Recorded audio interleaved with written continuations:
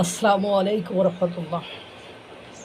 আজ অবধি দেখা গিয়েছে ভারতের সাথে বাংলাদেশের যে সরকারই ঝামেলা করতে চেয়েছে বা ভারতকে অ্যাভয়েড করে এড়িয়ে চলে চীন, রাশিয়া, পাকিস্তান, আমেরিকা এদের সাথে মাখামাখি করতে গিয়েছে, তাদেরকে ভারত কিচ্ছু করে নাই, কিন্তু তারা বেশি দিন ক্ষমতায় থাকতে পারে নাই। যদি আমি শেষ অংশ থেকে শুরু করি, আওয়ামী লীগের অংশ থেকেই যদি শুরু করি, দেখেন আওয়ামী লীগের আমলে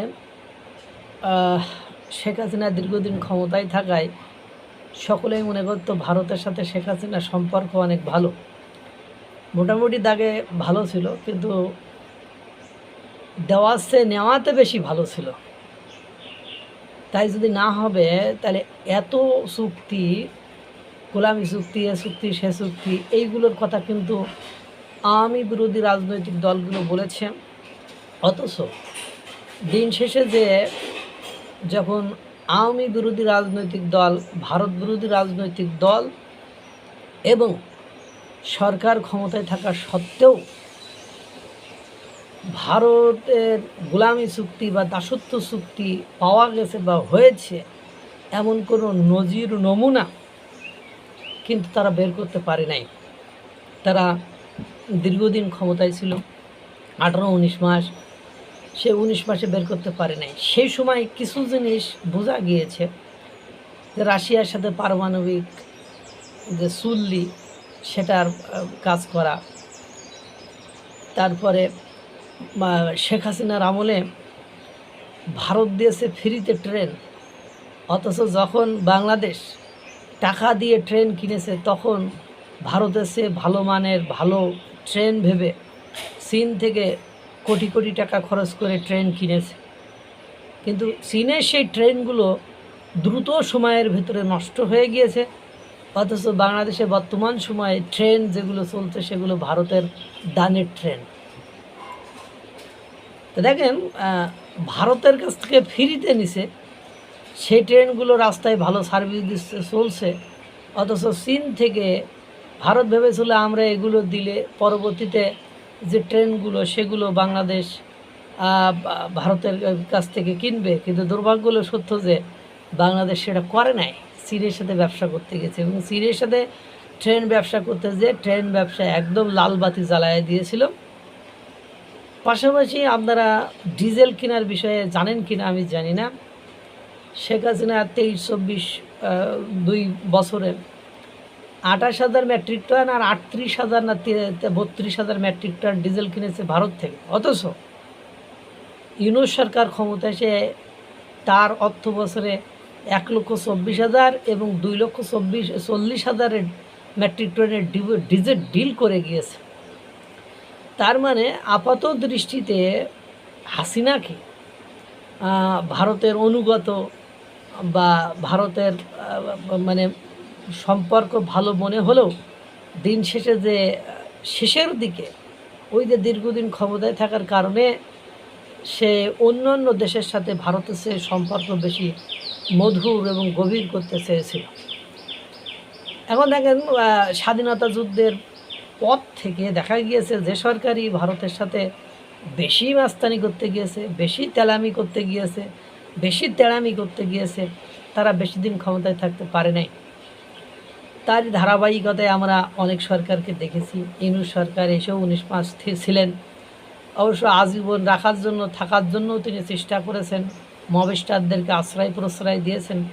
দিন শেষে যে উনি থাকতে পারেন নাই, নির্বাচন দিয়ে ভাগতে হয়েছে।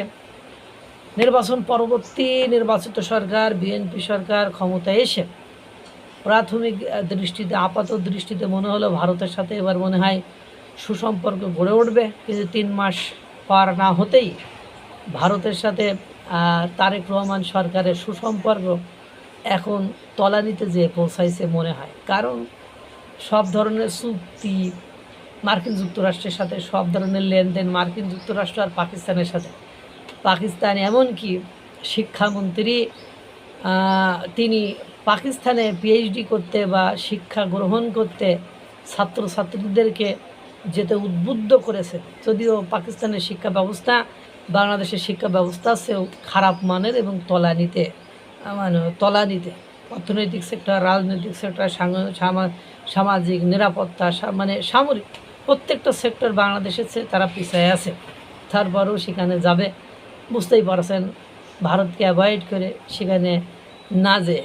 এইবার দেখেন সর্বশেষ যে বিষয়টি, সে বিষয়টি হলো 1971-এর পরে, অর্থাৎ স্বাধীনতা লাভের পর থেকে বাংলাদেশের সচিবরা, যুগ্ম সচিব, অতিরিক্ত সচিব, এই সচিবরা অর্থাৎ আমলারা প্রশিক্ষণের জন্য বরাবরই লাল বাহাদুর শাস্ত্রী একাডেমি ভারতের সেখানে গিয়েছে প্রশিক্ষণ নিতে।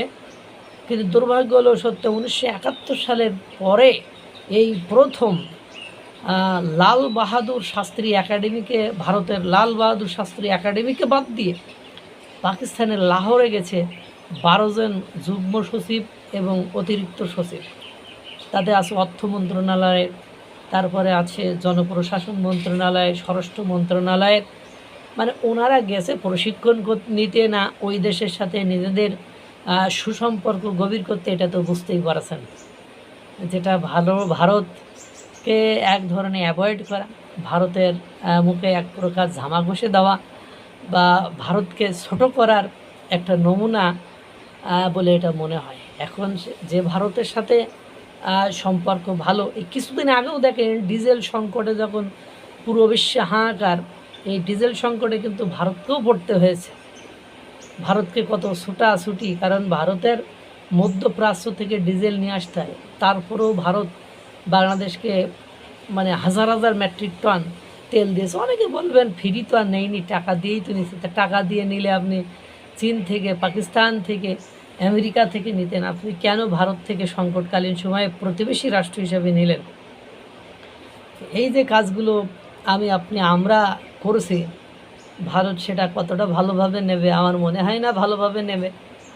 দেখতে থাকুন কত দূর, কোথাকার জল কোথায় যায়। আল্লাহ তাআলা সকলকে ভালো রাখুক, সুস্থ রাখুক। আসসালামু আলাইকুম ওয়া রাহমাতুল্লাহ।